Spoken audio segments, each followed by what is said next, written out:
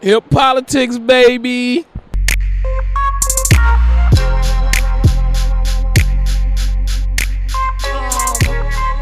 want to present America Votes in partnership with hippolitics. What does the progressive movement look like when led? The new faces of the progressive movement. What does the progressive movement look like when led by people of color? And I want to introduce hippolitics led by Mike McCreary and Cameron Trimble to come up on stage. And with that, I am going to turn this over to Mike and Cameron. Thank you so much. Can I use that mic? No, we got one on. Oh, I got a mic. It feels weird because when we do the podcast, I have like the mic and it comes in, so this is a little different. First, I want to say thank you to everybody for having us here at the American Vote Summit. A little bit of housekeeping. Everyone here has YouTube.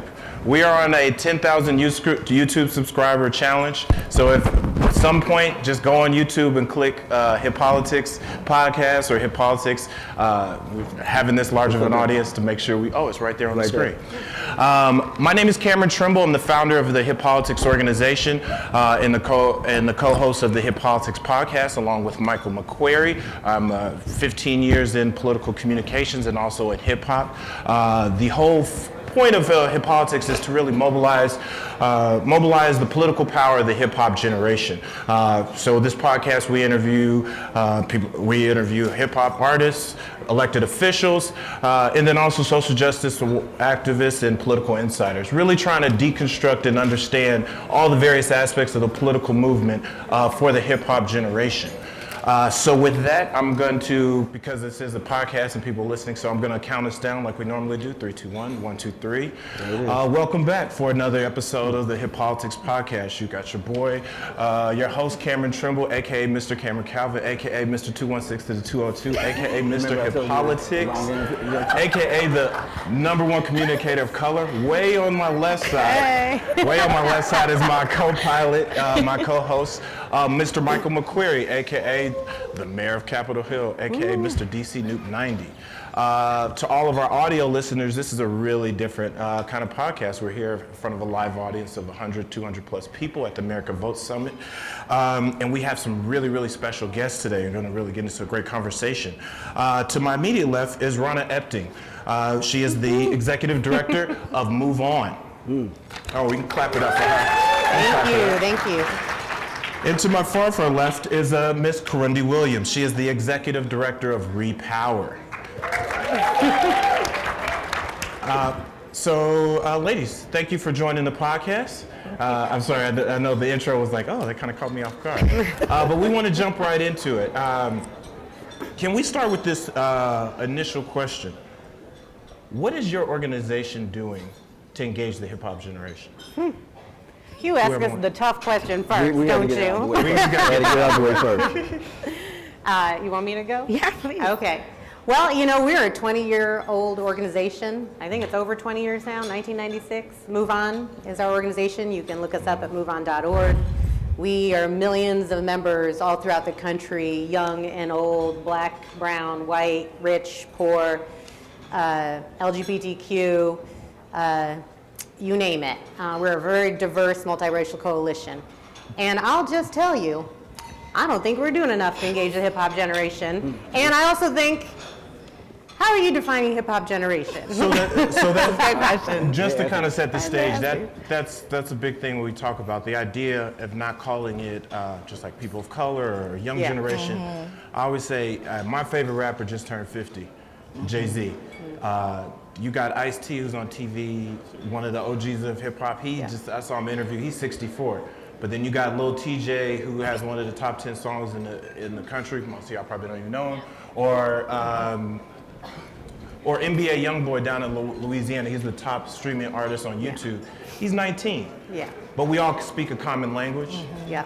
Hip hop is a culture now that is almost 40 years old. Is a culture that goes across ages, goes across the world, goes across racial and socioeconomic barriers. So the hip hop generation, but we all speak a common language. We're really drawn to that disruption. Yeah. We're drawn to action. Yeah. We're doers. Yeah. So hip hop generation, you can maybe say the millennial Gen Z, but I mean, I'd say generations. generations. So I would say the hip hop generations. Yeah, well, we do a lot of, the history of MoveOn, we've done a lot of cultural work. In 2008, when Obama was running, we partnered with Shepard Fairey to do a lot of art and culture work to like engage a new base and get excited about elections. We'll be doing something similar in the 2020 election. We'll be launching cultural, like creating a culture of voting and making voting cool and fun. It doesn't mean proselytizing to somebody about why voting is important. It just means it's something we all do, and we're engaging artists from visual artists to musical artists and all of that. No, I think that's important. Like the visual scene and then making voting cool. Like we've been on a kick. Make sure you're registered to vote. We always say, what's the one thing you can do to get involved? Somebody's hearing this and it's like, hey, register to vote and make sure you are counting yourself in the census. Like those are the top two things you're doing this year. Right. So Karundi, what are you at Repower? Which is spelled, you'll see when you see this online, R-E. Well, I'm talking for the people. Repower, which is I think is a very cool name. It actually means regarding power. And for us, that means really thinking differently about who holds power and what power looks like and what does it mean to wield power differently. So for us, unlike Rahna's organization, we are not a membership-based organization. We were founded in 2003 as Wellstone Action and rebranded and updated our mission and vision to Repower in 2018. And the difference in our identity now is that we really want to focus on people of color and communities of color, specifically women of color. And so what my organization does is really we welcome anyone who aligns with our values around wanting to build power for people, for our people specifically. And we're training the next generations of leaders. And so for us, it's around you don't have to be run for office to be civically engaged. So we do train people who want to run for office. We do train people who want to run campaigns. We train people once they win office and they want to govern differently. So for us, it's around we're building the movement and we're building the leaders of the next generation. So for me, that's what it feels like. So we're welcoming everyone. As Rahna said, we're engaging with LGBTQ people. We want to be a home for people who want to represent the disenfranchised, and we want to make sure the leaders reflect that. So that's how I think we're engaging the hip hop generation. Very, very good answer. So the title of the session is The New Faces of the Progressive Movement. What does the progressive movement look like when led by people of color? What does the most important words up there to me are new faces. And tell me why you think we need new faces. Well, I'm going to actually go to the first part of your question, is what does it look like when it's led by people of color? And I will say, I think the progressive movement, a lot of organizations represented in this room and throughout the country that you've seen so active around the presidential primary or active in fighting the hate that's coming from this administration, you're seeing a lot of leadership changes, and a lot of people of color are stepping into leadership roles. And I'll say what it looks like, and this isn't in contrast to what it was before, but what it feels like and looks like now is leadership rooted in love, leadership rooted in community. I have friends who are leaders of other movements, organizations that have showed up in ways for MoveOn and our community and my own leadership that I've been personally humbled and moved by. And I don't know what it looked like before. Okay, I was gonna ask that. But I have some opinions, but I don't know if it's true. But I know what it looks like now, and it's beautiful. And some of these folks, many of those folks are in this room tonight. So I think that what it means to lead as a person of color, I mean, we lead from our own experience. And so I'm not going to contrast my experience or my leadership with other people, but my experience is I grew up in a home with an Iranian mother, a black father who decided to marry in the 70s when that wasn't okay, an interracial marriage, and when our families at the time weren't okay with it. And my role was to live at the center of that and find love and joy and help bring people together. And that's informed my leadership at MoveOn. It's formed my theory on how we want to think about mobilizing millions of people all throughout this country to make this world a better place, it has to be rooted in love and embrace and in community. And if it's not, that is no way to win. That's great. It's a great answer. Oh, you can say it. Yes, after that. I agree with Rahna in terms of leading from a place of love and really embracing and supporting each other in a different way.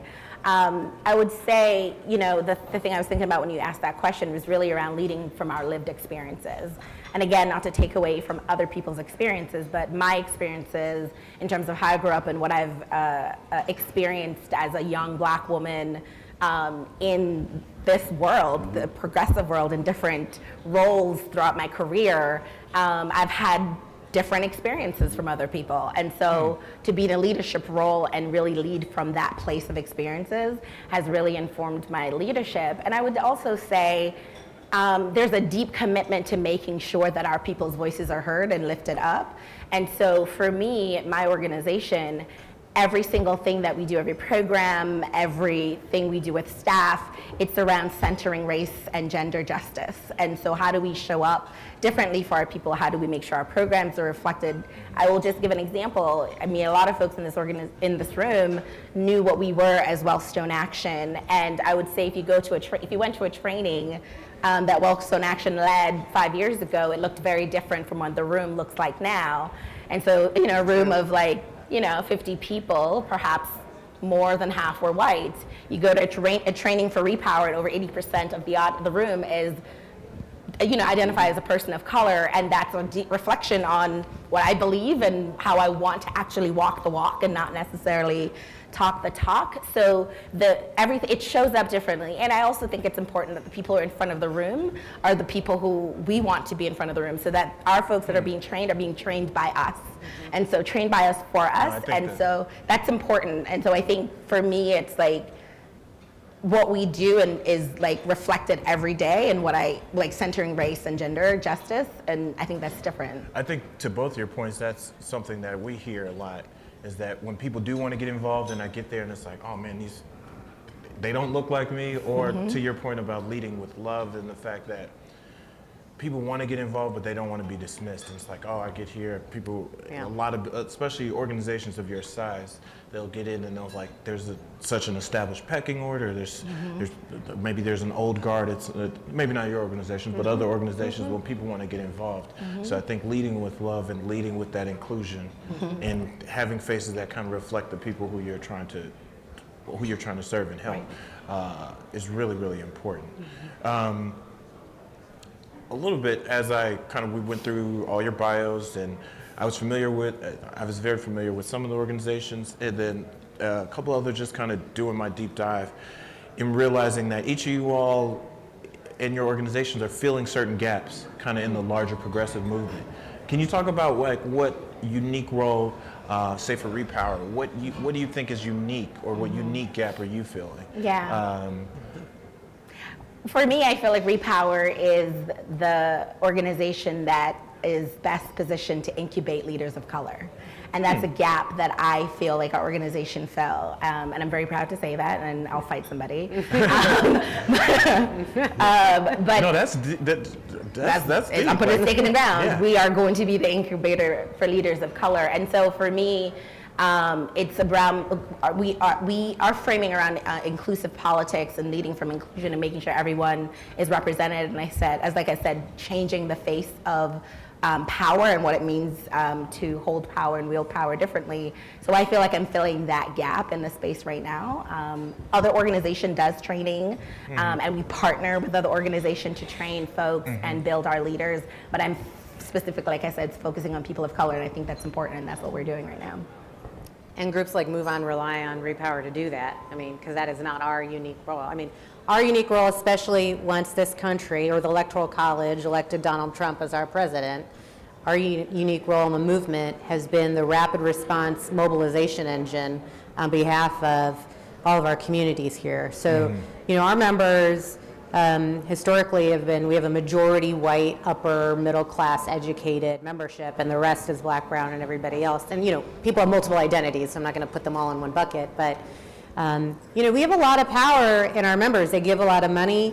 They provide a lot of resources, and the way I see it is like we want to leverage our collective power on behalf of the communities, on behalf of our democracy, on behalf of all of us. And how do we do that? And how do we show up in solidarity when the immigrant community is under attack? Or how do we show up in solidarity when the LGBTQ community is under attack? When we all have multiple identities and experiences in this country, how do we mobilize the millions to show up for each other?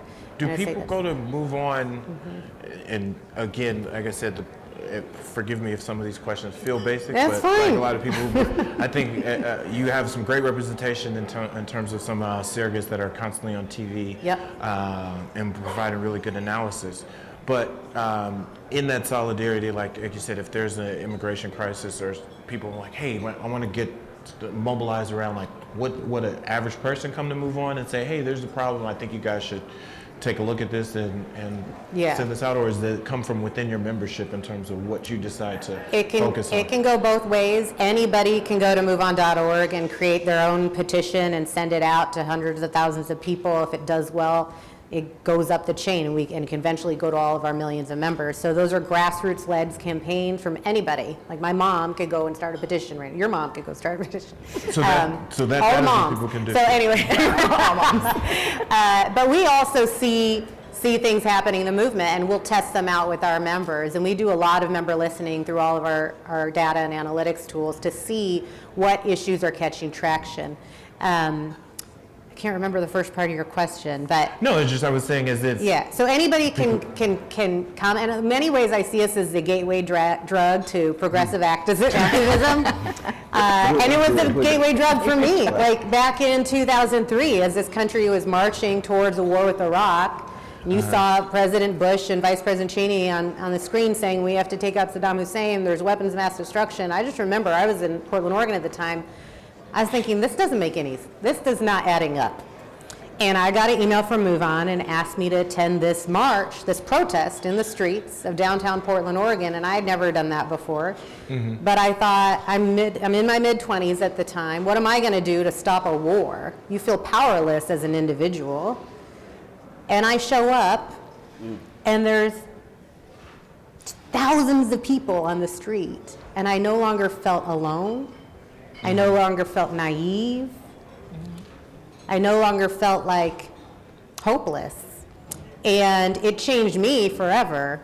That was the beginning of my understanding that actual protest is powerful because it creates community. It creates a sense of collectivism. You are not alone. If we all band together, we can stop or we can push and we can create things. It takes time. Some people get burnt out. You can't change things overnight. But to me, that was a gateway drug for me in a life of activism. And I think if there were thousands of people on that street on that day, and we knew there were 100 other of these all throughout the country, how many people ended up being in a life of activism because of one protest or one thing you might have showed up at? And they don't always stay with MoveOn, but we try to nurture and create that sense of like it is our civic duty to be part of creating the democracy we believe in. And sometimes they go and they join Repower, and sometimes they go and they go into other organizations. So that's. So ladies, I'm gonna take this in another direction. I'll give you a scenario. You get an invitation to 1600 Pennsylvania to talk to Donald Trump in 2 minutes. Oh no. What do you say to him? Oh wow, why did you ask that question? You go first. I think that is such an unfair one. outside of the cussing and stuff. There are children here, by the way. I mean, you get a chance to talk to the President of the United States. What do you say to him? I honestly didn't think you would ask a question like that, and I feel a little bit stumped because there's obviously a part of me that is not interested in having conversation with a racist and a fascist. And then there's also a part of me that don't believe that he would even listen to anything I have to say. But I do think in terms of civic duty and being in a life of activism, being able to communicate to him how divisive he has been and how he has actually turned this country back hundreds of years with this presidency. And I don't know if he's just completely oblivious to it or what it is, but having an opportunity to communicate very directly, because I don't know if people around him are telling him shit, what you just said is fucking racist. No, you got it.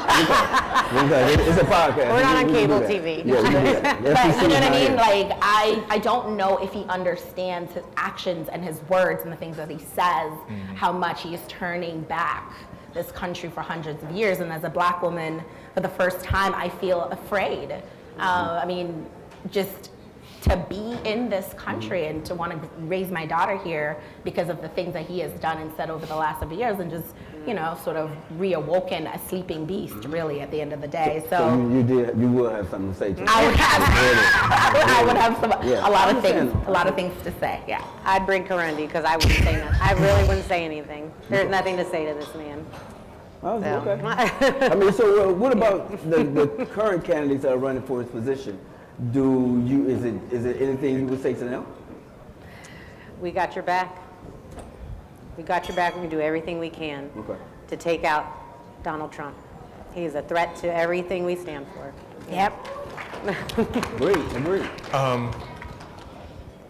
Another question. I think it's very, in the premise of why we're here, the fact that you are faces of color and people of color, and that you see us at more prominent positions throughout both political campaigns, throughout social justice, and we just have a rising wave of leaders at every level that are people of color.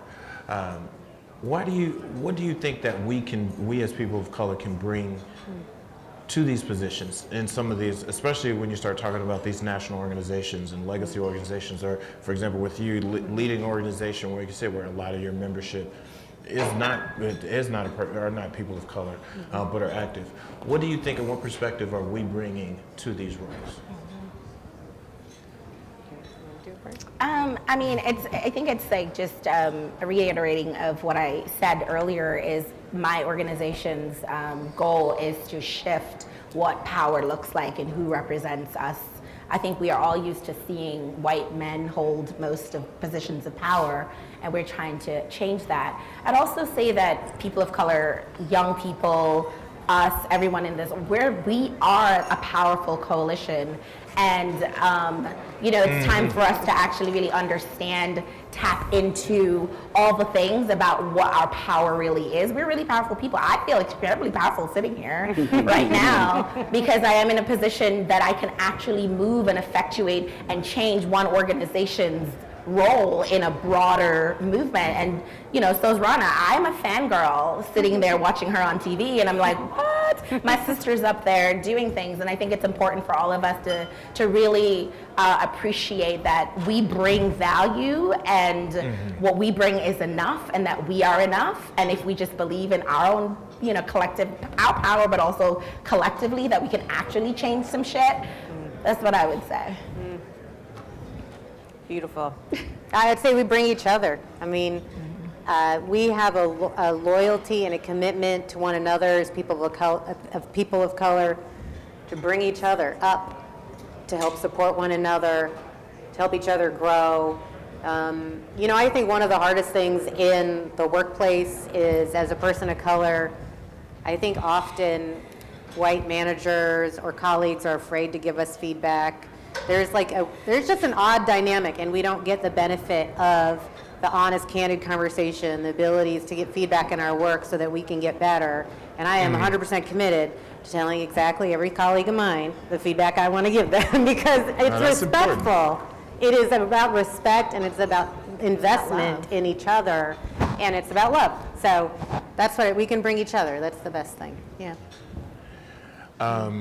Well, we end every interview with a very classic question, completely non-related to what we were just talking about. I think we have the same answer to this one. You guys have the same answer.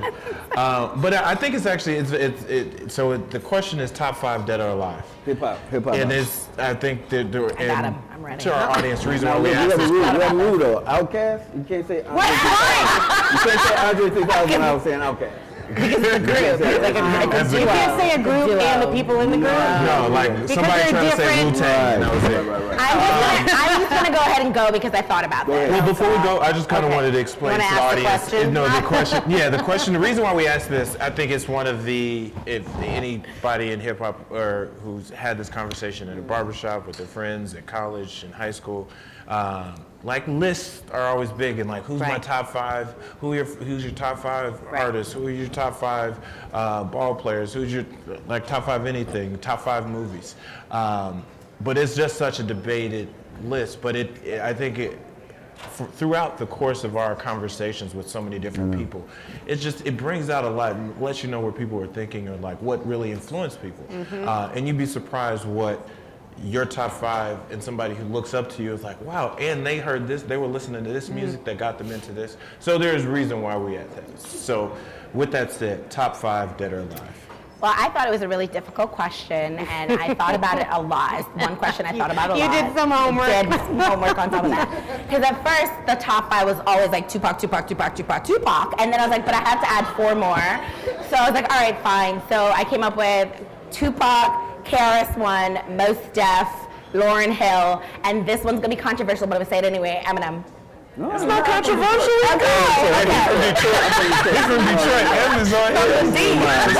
You said Tupac. That's my top 5. KRS-One, the teacher. Yes. Mos Def. Mos Def. Lauryn Hill. Or Yasin Bey. Yeah. Lauryn Hill. Yep. He needs to make another album. Yep. And Eminem. Yep, that's Okay, I right. like that. That's good. Top of my, I mean, I grew up in the 80s, went to college in the 90s, and hip hop just defined my whole college experience. So Tupac, any album, any song, any day. All day. In fact, we should play it tonight. Yeah, and then since I can't say the group and the people, but I will say Ice Cube, married to my cousin, but also because he's Ice Cube. Married to your cousin? Married to my cousin. Oh. Can you hook us up? Because we've been trying to reach out to him. We can talk later. I went to his wedding and I didn't know who he was at the time. And then later I realized. Wow. Snoop Dogg, Eazy-E, NWA. Dr. Dre. Okay. Oh, you're West Coast. Yeah, I grew up in California. Well, with that, Karundi, Rahna, I want to say thank you so much for being nice on. to meet you. Yes, thank you for being on the podcast. And can we clap Thank it up you. for him? Thanks. Welcome. Welcome. How you doing? How y'all doing out there? Okay. Oh, and now in full disclosure, on this episode, I'm going to be kind of dipping out a little bit early because I have to catch a flight out of BWI to go to Dallas to hang with my Line brothers for our Line anniversary for the weekend. Congratulations. I appreciate it. I'm going to be probably. From Dallas Fort Worth. Oh, okay. Oh, you from Dallas High School? So Great this- mine. Okay, so I used to work for Eddie Bernice we're Johnson getting off for subject. years. We're I was getting like, off subject. and We're getting off subject. we both worked for Eddie Yeah, Bernice. EBJ, yeah. EBJ, So this will probably be the Or only Texas. time that I'll be sober from here till Monday. Enjoy. Yeah. All right. So, what? No, this is all going to be one big flowing Thank in. you, executive director, producer though. I appreciate that. That's such a nice producer, executive producer there. So for this next panel, Chris, we have Chris Melody Fields, executive director of the Ballot Initiative Strategy Center. Say that 3 times fast. Ballot Initiative Strategy Center. And Mr. Justin Myers, he's the CEO of a For Our Future and For Our Future Action Fund. How are you doing? Good. So I will start off with the same question I started everyone else off with. What are your organizations doing to engage the hip hop generation, and I'll add to that the hip hop community per se? I would say listen. Right. We created something called the feedback loop that I think is really helpful in communicating with young people, anyone for that matter of fact. I mean, when I think about this, one of my favorite rap artists is Jeezy. And in Just When, he says, we don't trust the preachers and the crooked politicians. Motherfuckers always want to talk, they never want to listen, right? Yes. And I think that is so real, not just for the hip hop generation, but for a lot of marginalized communities as a whole. And I think what we're doing that's very different is when we're actually speaking to people indoors, the first time we speak to you, we're not going to ask you if you support a particular candidate. We're asking you, what issue do you want to see addressed in your city hall, in your state capital, in DC, right? And then we're going to use that issue data when we come back to you a second or third time to actually tell you how the politician that we're advocating for is going to address your actual concern. Right. So we're not speaking above their heads, we're not speaking to issues that these folks don't care about. We're actually hitting it right on the nail on the head because we're speaking to things that they want to address. Right. And then after Election Day, which is important because we have a room full of organizations that aren't just here to get people elected, right? We're also here to do issue advocacy post-election and lift up voices. We're going to make sure that we go back to those same set of people around those issues and get them to lobby a state capitol on something that's important to them. That is so crucial. You hear so many people, and people when they feel disenfranchised, especially when you talk to artists and you talk to just people of the generation that's like, oh, they come here every 4 years, every other year. That's right. Give me the vote. Right. And who am I voting for? I might know one or two names. In September and October before Election Day. Exactly. Come last minute, and then the follow-up is not there, or I can't peg. Like, I'm glad that you, like you said, you go back and let them know, like, this person is about this, like this action or something this year specifically are trying to get done. So I think that's really crucial. That's really crucial. And to build off what Justin was just talking about, so BIS, we're an organization that provides support to the groups on the ground that are engaging those voters around those critical issues. So, the unique thing about ballot initiatives versus candidates, we're taking those issues straight to the voter, and they have the agency to decide what's going to happen for their community, right? And specifically for people of color, we know, and we know this from our research, 63% of people of color feel like these ballot initiatives, these issues, whether it's, raising the minimum wage, decriminalizing marijuana, restoring the right to formerly incarcerated, they know that this is going to make an impact in my community now, and I am more likely to support a candidate that supports those issues, and I know that these issues are going to make a real difference in my life. That number increases for young black men who say, my life did not change after Barack Obama was president of the United States. I'm still getting stopped and frisked. I'm still getting incarcerated at a higher rate. My life has not changed. But when I see this issue on the ballot, and Amendment 4 in Florida was a perfect example around restoration of voting rights for formerly incarcerated. That is giving agency to a community that has been left behind for far too long that should be a part of our progressive movement, right? Yeah. So this gets to roll with badass organizations like Lucha. I'm trying to see who's out in the audience. Detroit Action, Ohio Student Association, to provide them the tools and resources to engage their communities on these issues that are really going to matter ultimately to change their lives, right? Yeah, I just want to follow up real quick because especially as you mentioned the amendment in Florida and re-enfranchising former people incarcerated and felons, I think BIS could, especially what you guys do, is what could really engage so many different artists, and you could probably take, because so many people don't, especially I don't want to attach to a person, but I can understand it. I can understand the issue. Like you had 2 Chainz, one of the biggest rappers, he was one of the advocates for it. And what's the intersection of culture and music and art on these issues that we know are gonna really motivate people, and how do we reach out to a new generation of people who, when we talk about the progressive movement, I was, earlier today there was a panel from Ibrahim Kennedy, who just wrote the book, How to Be Anti-Racist, and he talks about the swing voter and that being people of color, right?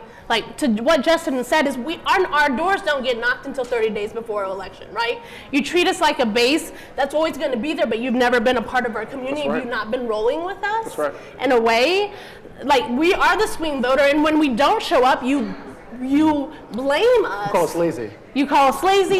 You blame us for Trump. Sorry, my daughter's in the audience. That's not our fault. No. We turned out, right? We turned out. That was not our problem. Right. Yeah. And if we didn't, then that's your fault because your message wasn't right. That's right. Right? I mean, so I'm going to date myself. Back when I was growing up, there really wasn't. It was only one organization, NAACP. That's right. And now you have. You named off a lot of organizations. How do you all get you all's message out? And how do you all, work together? And do you see it? Find it hard just with so many groups, trying to do the same thing sometimes. No, well, I mean, one, the organization that's hosting this actual panel is very good at convening tables in states that actually allows us to work with other organizations. For our future, we're very fortunate to have the money that allows us to actually grant to a number of organizations on the ground. We actually granted to over 35 community organizations in 2018. And we see this as a two-way street. We're getting as much from those organizations as we're getting from them. And frankly, it's better to have them in places as authentic messengers where they've been organizing for years to speak to their neighbors and their friends about why it's important to get involved in this process and take action, right? To have a Detroit Action, to have a Black leaders organizing community in North Milwaukee, to have a Power. It's truly a blessing, and it's incumbent upon, at least I feel like it's incumbent upon organizations like For Our Future to make sure those organizations have the resources they need to continue through Election Day and hopefully even beyond. Yeah, I mean, we serve it, BITCH serves a very important role as a convener of, we're not running these initiatives, we're supporting the groups on the ground, giving them the research, the training, how do you write your campaign plan, but we also serve this unique role of convening people, right? We bring NAACP, SCDOM, we bring these organizations around coalition. It's like coalition building 101. And we organize them around this issue where you all have a vested interest about this issue, whether it's voting rights, whether it's money in politics, whether it's Medicaid expansion, right? Like we bring a coalition of folks that all have different vantage points, but in different constituencies, but we can bring them around a table together to think about not just how we win this ballot initiative, but how is this going to fundamentally change power in our state for the long term. Question on the ballot initiatives. If you go for a certain ballot initiative, it doesn't pass, how do you determine if hey, let's go back and try that again, or do you just move on to a new issue? Yeah, no, so the really interesting thing that has happened. And the reason why I'm thinking about that, just the decriminalization of marijuana and so forth, in some places I know that's a big topic, unpopular topic, a lot of people talk about, and they're looking for it failed in some places and it's passed in others. But just in general, how do you determine what you keep fighting for? You keep fighting every single day. And why I say that is because this doesn't start or stop on Election Day, right? And just because we won or we maybe failed forward on one of these initiatives, that doesn't mean the work stops. I'll go back to Florida. We won historically, right? 1.4 million Black and brown people had their rights restored, right? But that state legislature went this year and tried to undermine the will of the voters, right? So, to answer your question is one, we can't stop. And we won't stop fighting, right? Because we can't win or lose. We know that our opposition, they're already thinking 20 steps ahead of us, right? So yes, we want to win these measures, but maybe if we lost it, then how do we use that as an opportunity to leverage the state legislature to do what we weren't able to do? Right. Or I always get on marijuana legalization because most of the initiatives are led by white organizations that just want to smoke weed with everybody. Everybody loves it, but we aren't talking about decriminalization, mass incarceration. We aren't talking about actually Black and brown communities that are actually owning these businesses, and you're literally making money off of the lives of Black and brown people. So how are we going back and making those laws better to actually do the reparations for communities that are overly incarcerated? Yeah, I mean, the quest for justice never stops. Yeah. Even if you lose, think about the civil rights movement. Yeah, keep on. It was long and bloody. That's right. But ultimately we won. Yep. And there's still a lot of things that we need to do to make America better for brown and Black people and people of color in general. But these fights take time. And I think we should take every opportunity to organize and never stop. We can't. There's too much at stake. That's right. Total separate.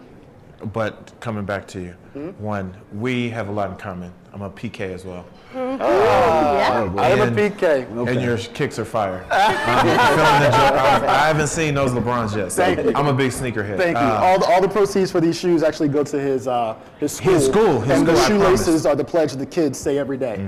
I promise. I'm from Cleveland originally, Yeah. Cleveland area originally, so I'm super LeBron, everything he does.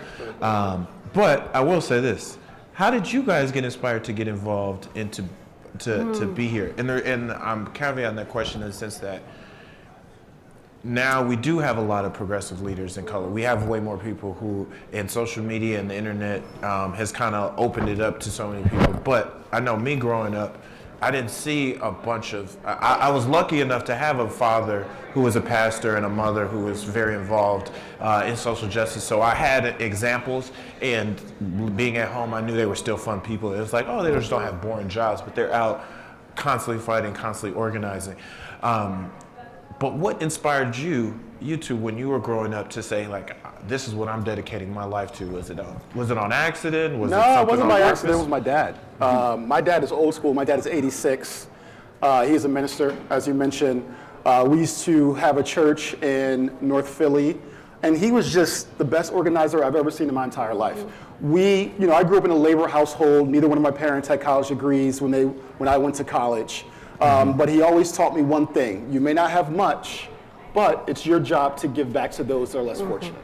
Right? And I would literally, everyone who's been to church knows about Vacation Bible School, right? Yeah. So at our church, this was an event.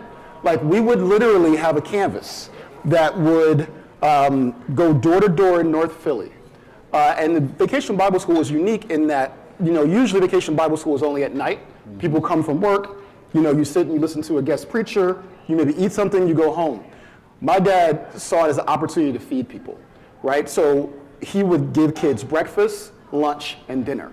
And for him, it wasn't about them coming to get saved. It was about them just coming to have a safe place to be during the summer, when kids in North Philly could naturally get in trouble if you don't have something to do, which happens in any community, right?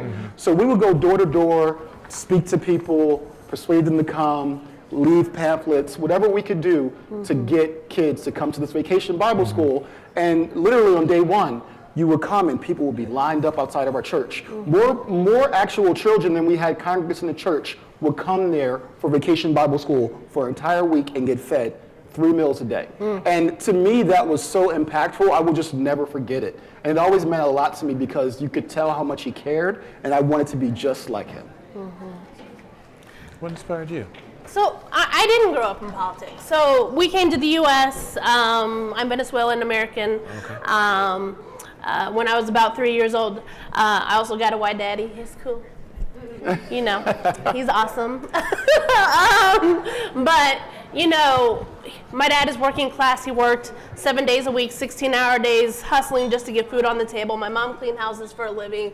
And so, I didn't grow up in politics because they didn't have the opportunity to engage in that, but I certainly saw them struggle to get by. I certainly saw how, even though I grew up in Texas, how racist even communities that I grew up in would follow my mom around in a Walmart thinking she was going to steal something. And I saw that at a young age, right? I grew up in a predominantly white community, and my mom cleaned houses for my friends. So I didn't get involved, but I actually went to school to be a teacher. I got arrested when I was young, and I made some mistakes, and I wasn't allowed to become a teacher. In the state of Texas, if you have a criminal record, you can't teach for 10 years. Yes, bananas. And so I said, man, that's messed up.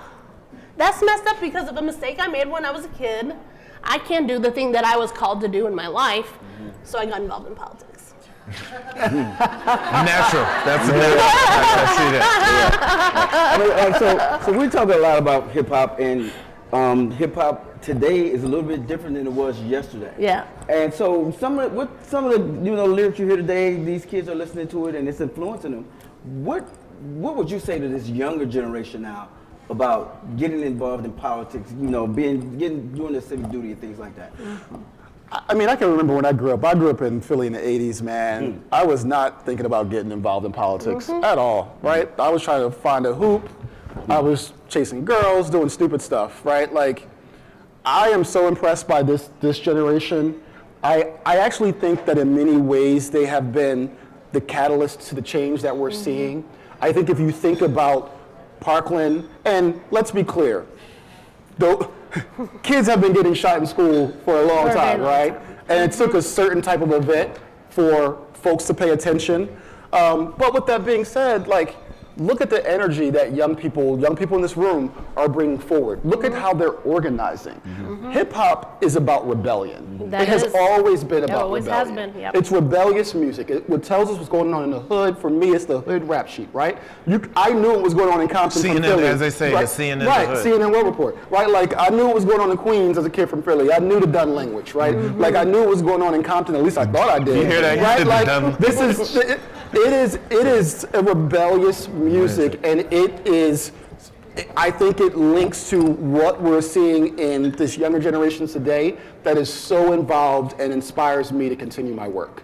It's funny you mentioned that. So the Parkland students, March for Our Lives, that's one of, outside of me doing this, that's one of my biggest clients. So been there, was on the bus tour for the whole summer with them. I love those students. And to that point, they are, it's so terrible that certain tragedies have to happen. Right. And you see it a lot also even in inner cities and to rural, like whether it's the shootings or someone got incarcerated, or it has to be some kind of tragic event.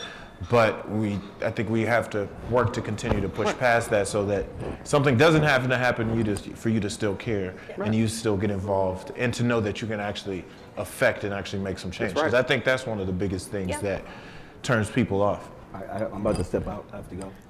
Thank Yes, you. this is weird. Thank you. I mean, the thing I would add to young people specifically is, if you don't get involved, ain't nobody gonna talk for you, right? Like, we have been, they don't talk to us, they don't engage us. I'm still youngish, right? Yeah. Yes. I'm married. Hold up, we're all in the hip hop generation. Yes, We are all in, everybody here is in the hip hop generation. So what, I'm losing my hair. It's okay. But ultimately, don't let somebody else determine your worth, right? Don't allow someone else, if you want to build a world where all of us thrive and live with dignity, you got to do it, right? It's about agency for us and us making the decisions for our lives, for our communities' lives, for our people's lives, for the people we love's lives. We've got to do it because nobody else is going to do it for us. If I'm listening to this right now, how do I tap in? How do I tap into specifically your organizations, and or what advice would, if somebody's like, hey, I want to get involved politically, but it's like, I just want to tap in. The energy is too crazy this year. It's all on TV. Everybody's tweeting about it. It's all over social media. You would think the world is falling, the sky is falling, and like the world is ending every 2 or 3 days, the way the media spins it up. But so you can't get away from it. But people, even the interns and the students that kind of work, the people that work with me at hippolitics are all college students, and they're just like, I just wanted to tap into something that was doing something. But how do people tap in? How can somebody tap into your organization? Get involved. By election day in 2018, we had over 4,500 staffers. Oh, wow. We aspire, and I say we aspire because we're not perfect. We're still trying to get there. We're a 3.5-year-old organization. Oh, but we aspire to be a place where we can develop leadership, right? Mm-hmm. We aspire, and particularly Black and brown leadership. Mm-hmm. That's important. People of color in general, right? Like if I look at a lot of my staff that are here, if you're from Far Future, raise your hand. Everyone that's raising their hand right now, and this is important to me, everyone that's raising their hand right now is at a senior level position in their state, right? If you look at someone like Ashley McBride, who is someone I'm extremely proud of, who is our state director in Pennsylvania, she started out with us as an RFD in 2016, and now she's our state director running one of our biggest programs. Rod, who's sitting right behind her, started out with us as a Michigan field director. He's now the deputy state director. We want to be a leadership pipeline for people of color. That's hugely important to me, and we need it. I'm tired of being the only black man in the room. Kwesi and I were literally on Thursday in a room full of 40 people, and we were the only 2 black men at the table. That should not be the case, particularly when we're talking about trying to turn out those people, right? So we want people to get involved. We believe that we can help people learn how to organize and kick off a career in politics or advocacy, or just come be with us for a year. Let's kick down Trump's ass, then you can go about your career. Chris, how does somebody get involved in the ballot initiative strategy? Well, our organization supports a lot of really dope organizations that are doing really great work on the ground. So, first, I say get to know the local organizations that are black and brown led, who are like really driving a lot of these initiatives to get on the ballot. And, they'll be knocking on your door to sign a signature to get something on the ballot. Then they'll be asking you to turn out and vote for these issues. But I think specifically for I feel the same way about young people of color as Justin. When I became the executive director of BISC, I was the first queer woman of color to lead the organization. It was a 3 out of 11 staff were people of color. We're now 8 of 11 female identifying women of color that lead this organization. So and you're leaders of leaders, because like you said, you're convening other organizations, for which sure, I think is even. Yeah, so I'm get involved, finding those leadership programs like through the trainings that Repower does or the activations that MoveOn does. But even more importantly, you have a really amount of power within your own community. I talk to my mama, I'm have the chismes with my mom about what's happening with the gossip within her group of friends, and she wants to know my opinion very much, right? Because I'm the first person to go to college, and she's so proud of me, right? You have a lot of power and agency of the people within your own community to push them to get involved.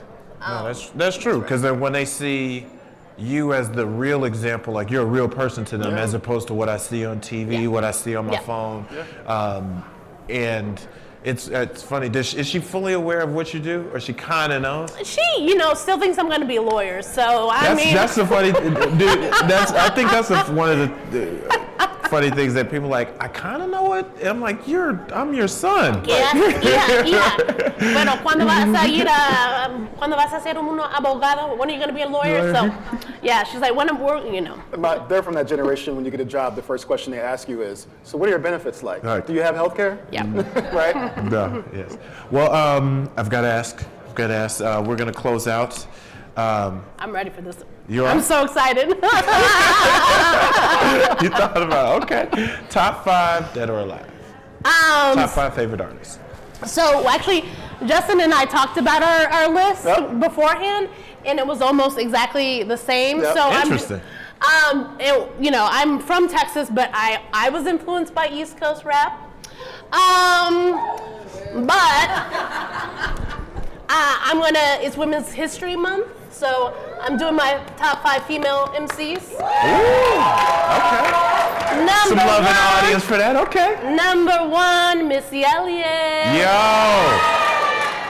Game changer, literally visual and audio game changer. I was always waiting for the next Missy video. Always waiting for the next Missy video. She just put one out not too long ago, and it was still amazing. She's very inspirational, just especially visually. For sure, and that's something that I can bond with my daughter, who's 12 years old. She loves tempo, she loves Lizzo. We get to bond over Missy Elliott. She's dancing right now for those that are listening to the podcast. number 2 is Lil' Kim. Like, Okay. what she did for women to have agency in hip hop and be their full selves, I think is like really, really, really important. 3, the Queen Latifah.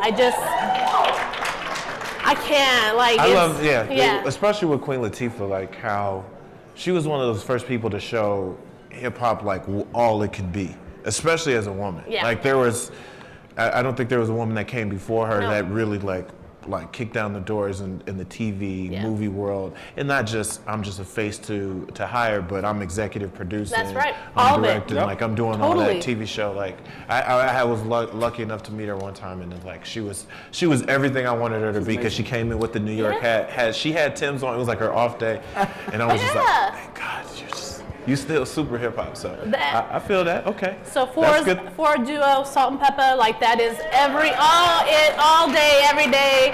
I will add that album defines